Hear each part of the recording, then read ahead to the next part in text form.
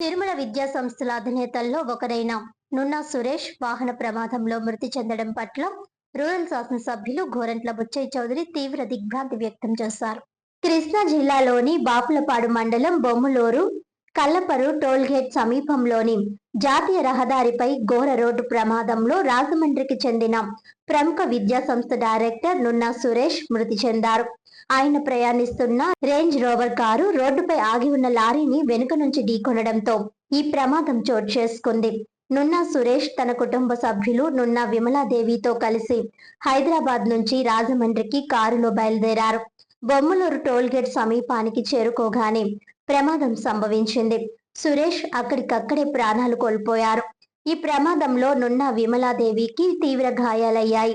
స్థానికులు వెంటనే స్పందించి ఆమెను చికిత్స నిమిత్తం సమీప ఆసుపత్రికి తరలించారు.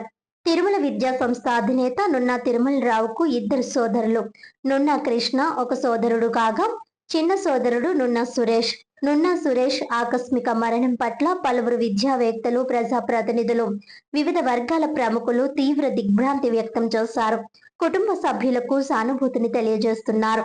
కాతేరు గ్రామంలో వారి నివాసానికి వెళ్లి పార్థివ దేహానికి నివాళులర్పించి కుటుంబ సభ్యులను పరామర్శించి ప్రగాఢ సానుభూతి తెలియజేశారు.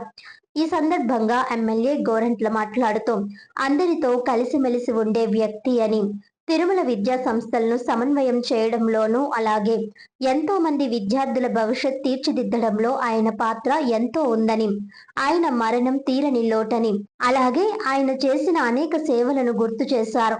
అనంతరం అంతిమ యాత్రలో పాల్గొని ఘన నివాళులర్పించారు.